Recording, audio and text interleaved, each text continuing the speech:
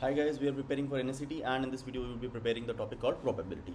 So I would cover these things: definition examples, addition rule, multiplication rule, conditional probability and Bayes theorem. Okay, so let us start with definition and a few examples. Okay, so first we have to define something called an event. For example, let us say I tossed a coin and a tail happened. I got a tail. So event is, for example, event is getting a tail on a coin toss. Okay, now what is the probability? Probability is the likelihood of this event happening. So probability of getting a tail of this event is actually 1 by 2, because when I make a toss, either I can get a tail or I can get a head. So the total possible outcomes are 2, equally likely 2 outcomes. I can get a tail or a head, and the favorable outcomes, the number of favorable outcomes is 1. So 1 by 2. Similarly, let us define event dash as getting 1 or 5 on a roll of dice. So a dice has 6 sides and each is equally likely to come. So getting a 5 here, so probability of E dash would be number of favorable outcomes is 1 and total outcomes is 6. So probability would be 1 by 6. So that is what is probability. Okay, let us now try to understand the addition rule. We use addition rule for OR, the essence of OR. If there are multiple events and we have to find something like if this happens or that happens, so what is the probability? So we would use the addition rule. So in addition rule, the first case is for mutually exclusive events. Mutually exclusive events are those events which cannot happen at the same time. Okay, for example, let us say getting a I rolled a dice, okay, and I have to find the probability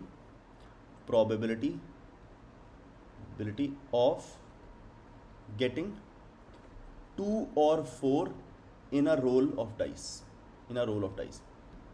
So probability of getting 2 is 1 by 6. I would say getting 2. Probability of getting 2 is 1 by 6 because 6 outcomes are there and 2 is one of those outcomes. Probability of getting 4 is also 1 by 6. I've rolled a dice, I would get 4, so there are 6 outcomes, only one of them is favorable.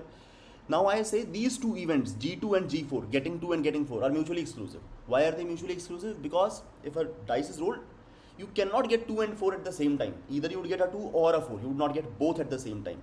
So if the question is probability of getting 2 or 4, so we would call it G2 union G4.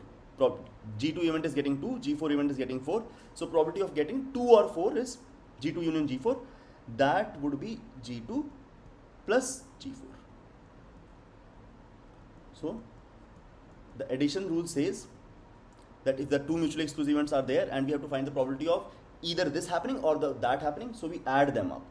So we would get 2 over 6, that is 1 by 3. Okay, and now let us sit back and think also. So if we roll a dice, the probability we have to find out the probability of getting either 2 or 4. So actually 2 are favorable outcomes and total outcomes are 6. So 2 upon 6, that would be 1 by 3 itself. But we solved it like this. What is the probability of getting 2? 1 by 6. What is the probability of getting 4? 1 by 6. What is the probability of getting this or that? So we use the rule of additions, and because these are mutually exclusive events, so that is our formula. So when there are two events and we have to find the probability of getting probability of event A happening or event B happening, and if A and B are mutually exclusive, we just add them up. What if they are not mutually exclusive? Which means they can happen together. Here 2 and 4 could not have happened at the same time. What if they can happen at the same time? In that case, probability of A or B is equal to probability of A plus probability of B minus probability of both of them happening together. Okay, for example, let us say there are cards and A is drawing a heart card. So there are 4 kind of cards, each card is 13 each. So drawing a heart card, and B is drawing an ace. Now they are not mutually exclusive events because heart cards have one ace. Okay, so what is the probability of A? What is the probability of A? Drawing a heart card. What is the probability of A? Total cards are 52 and heart cards are 13, so the probability is 1 by 4. What is the probability of B? Drawing an ace. There are 52 cards and there are 4 aces, so the probability is 1 by 13. What is the probability of drawing ace of hearts? So ace of hearts is a single card, so 1 by 52. So what is the probability of A or B? What is the probability of drawing a heart or an ace? So what we are solving is A or B. Drawing a heart or an ace. A heart or an ace. Or an ace. So I would say probability is probability of A, probability of B minus probability of both of them happening together. So probability of A, that is drawing a heart, is 1 by 4. Probability of B, that is drawing an ace, is 1 by 13. And probability of drawing a heart of ace is 1 by 52. So this would be our answer. I hope you understand the additional rule for exclusive and non-exclusive events. Now we have to discuss the multiplication rule. Multiplication rule we generally use when we have to have the essence of and. This and that happening. This and that happening. Okay. So here the events can be independent. So the two events which we want to happening together, they could be independent or dependent. So let me first discuss independent events. Independent events. Independent events are those where one does not impact the likelihood of another. For example, let us say I have 2 coins and I am tossing them. Okay. Event 1, getting a tail on coin toss. Let us say I have in one hand I have a coin and in another hand I have a dice. Okay, so I have tossed a coin and here I have rolled a die. So event 1 is getting a tail on coin toss and event 2 is getting an odd number on dice roll. So I have rolled a dice and what is the probability of getting an odd number there. Okay, but what we want to find out is probability of, so before I move forward, I will call them, these are independent events. So event 1 outcomes do not impact event 2 outcomes. They have no relation whatsoever with each other. What is the probability of them happening together? What is the probability of getting a tail on the coin toss and odd number on the dice roll? Okay, so both of them have to happen. So here on the left hand I should get the tail, on the right hand I should get an odd number on the dice. So we just multiply them to get these probabilities. So probability of E1 here, tail on the coin toss, is 1 by 2. Probability of E2, getting an odd number on the dice. So there are 3 odd numbers, there are total 6 numbers, so the probability is 3 by 6, that is 1 by 2. So my total probability would be, of both of them happening at the same time, my probability would be 1 by 4. So let me show what can happen. So I can get a toss 1, this is the left hand, this is the right hand, toss, tail 1, tail 2, tail 3, tail 4, tail 5, tail 6. I can get head 1, or I could have gotten head 1, head 2, head 3, so on and so forth, head 4, head 5, head 6. So let us see our favorable outcomes. So we want, these are our favorable outcomes. Total outcomes are 12. So tail as well as an odd number. So only these are our favorable outcomes. 3 out of 12, that is 1 by 4, which we have proved above also using the formula. Okay. What in case of dependent events? How does the multiplication rule apply if these are dependent events? So the concept of multiplication remains same, but you have to identify that this is a dependent event. For example, let us say you are removing 2 cards. You are removing 2 cards from a pack of cards without replacement, and we have to find out the probability of the first card should be a king and the second card also should be a king. Okay, so A is drawing first card as a king. Okay, now the second card also should be a king, but I would call it B after A has happened.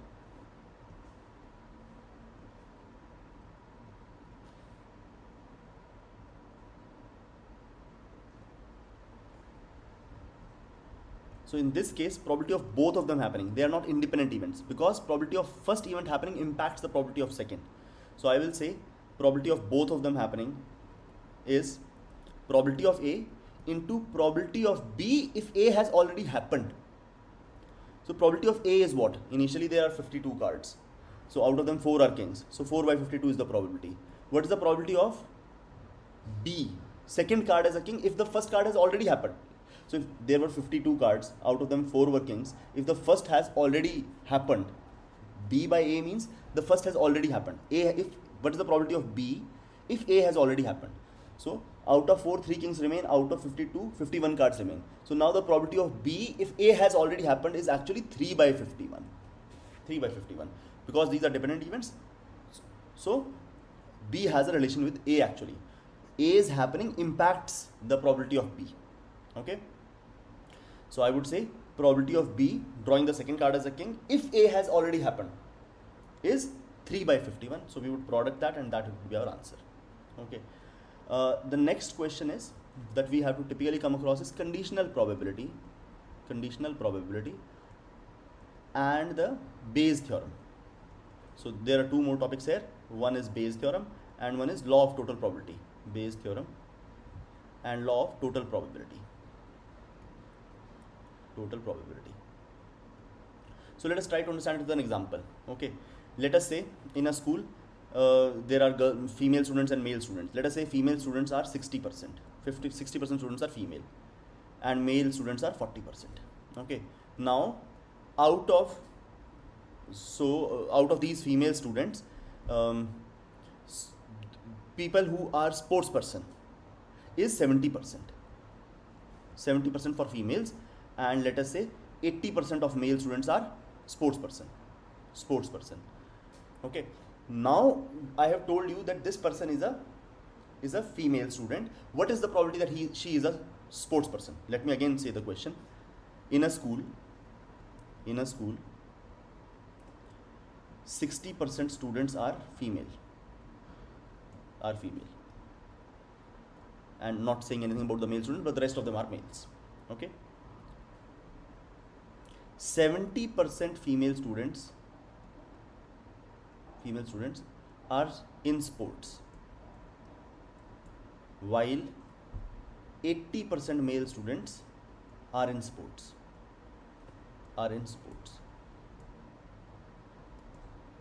Okay, now we have to find out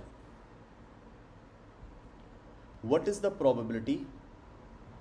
So I have selected, we have selected a sports person at random. What is the probability that she is a female? What is the probability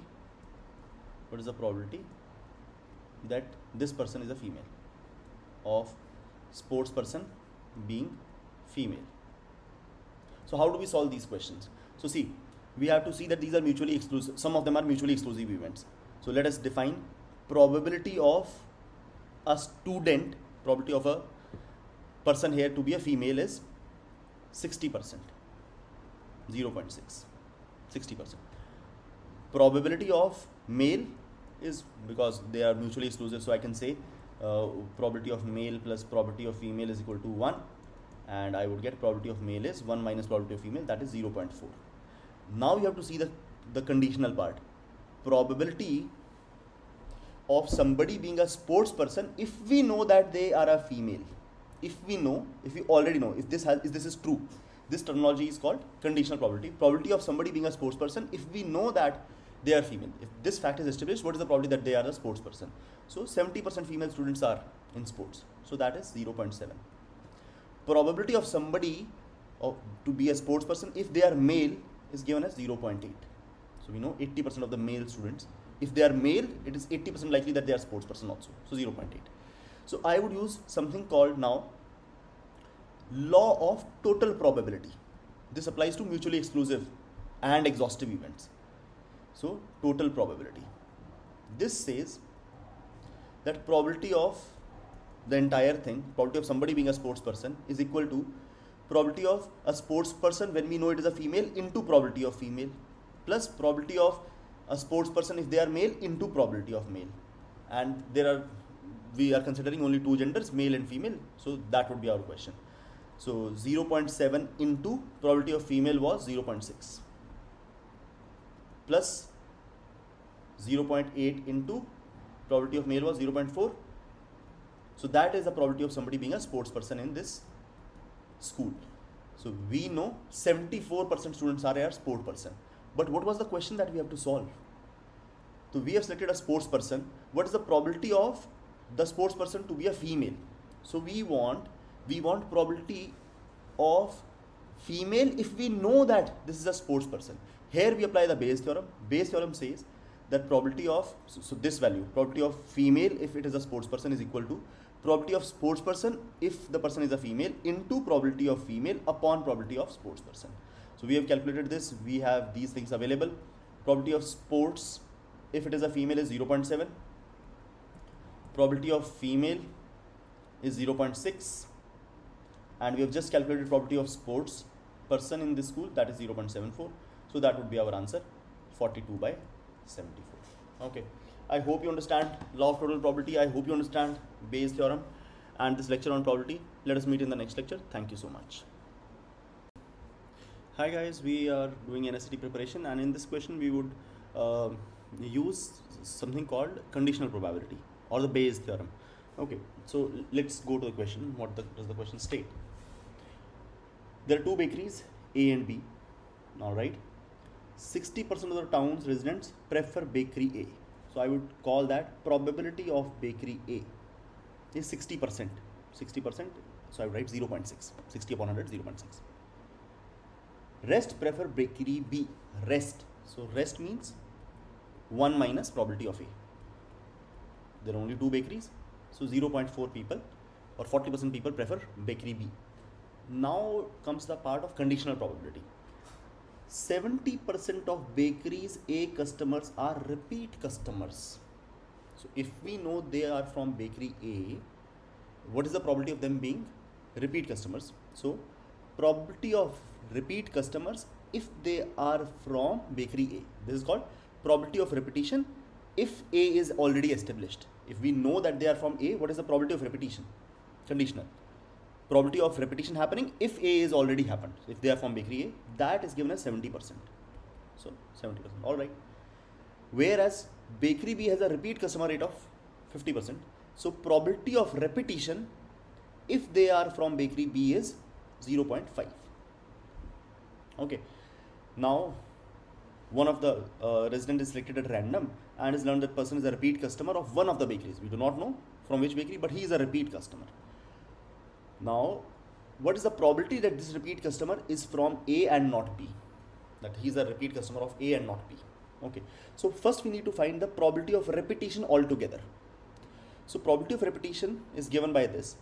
Probability of repetition if he is from A into probability of A plus probability of repetition from B if B is established into probability of B. This gives me the total probability of repetition. So I would use 0.7 into 0.6 plus 0.5 into 0.4. So this gives me 0.42 plus 0.2, 0.62. So 0.62 is the probability of a repeat customer. We can do it in a different way also. Let us say there are 100 people. 100 people.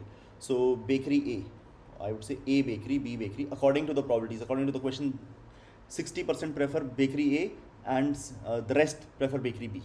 So let us try to solve it in another way besides the formulas. So we know 60% of the town residents prefer bakery A and the rest go to bakery B. So if there are 100 people, 60 would go to A and 40 would go to B. This is the first thing. Now those who go to A and those who go to B, what happens there? They are split across repeat and non-repeat.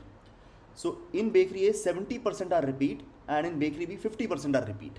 Which means here if I have to do repetition and non-repetition, so 70% are repeat. 70% of 60% is 42 and the rest are non-repeat, 18. 50% of bakery B are repeat customers. Out of 40, 20 is repeat and 20 is non-repeat. So this is repeat versus non-repeat, repeat versus non-repeat, repeat versus non-repeat. So if you see 42 plus 20, 42 in bakery A and 20 in bakery B are repeat customers. So actually that is what I have calculated. Probability of repeat customer is equal to, this is the law of total probability, law of total probability. Probability of repetition if A has occurred into probability of A plus probability of repetition if B has occurred into probability B. So if I do that, I get 0.62, which probability of repetition is actually 0.62. We can also see here that repeat customers are overall 62. Now what is the last part of the question? If we know person is a repeat customer, we already know that he is a repeat customer, but it is not known from which bakery. So what is the probability that this repeat customers prefer bakery A? What is the probability that he is from A? Which means, what is the probability that he is from A if repetition has happened? If repetition has happened. Now you would use something called the Bayes theorem. What is the probability that he is from A if repetition has happened? Okay, so this is given by probability of R, probability of repetition, if A has happened into probability of A upon probability of repetition. So this is what the Bayes theorem says. The probability of A happening if R has happened is equal to probability of R happening if A has happened into probability of A upon probability of R. So probability of A is given to us. Probability of A was given to us, that is 0.6. Okay. Probability of R we have calculated here, which is 0.62. Alright. Now probability of R if A has happened. Probability of R if A has happened is 0.7. 0.7. So this would give me 0.42 upon 0.62, which is 42 upon 62, which is our answer. Okay. We could have seen it other way also. So see, it's a repeat customer. So repeat customer is going to be among these 62 customers. Among these 62 customers, what is the probability that he is from A? So he has to be from this one. So 42 upon 62. Whether you calculate it like that or using the formulas, it is the same thing. So let me help you solve it without the formulas again. So there are 100 people. How many people want to go to A and how many people want to go to B? So we have this data that 60% people prefer A and the rest prefer B. So out of 100, 60 would go here and 40 would go here. They would be split into repeat and non-repeat. Repeat, non-repeat. Repeat of A, non-repeat of A. Repeat of B, non-repeat of B. So what is the probability that is given to us? 70% of bakery A are repeat and 50% of bakery B are repeat. So 70% of 60% is 42. The remaining is 18 here. 50% of 40 is 20 and the remaining is 20 here. So how many repeat customers do we have all in all? All in all, we have 62 repeat customers. How many of them are from bakery A? That is 42. So you can calculate like that also, 42 upon 62. Otherwise, we could have used the law of total probability as well as the Bayes theorem. So let's meet in the next question. Thank you so much.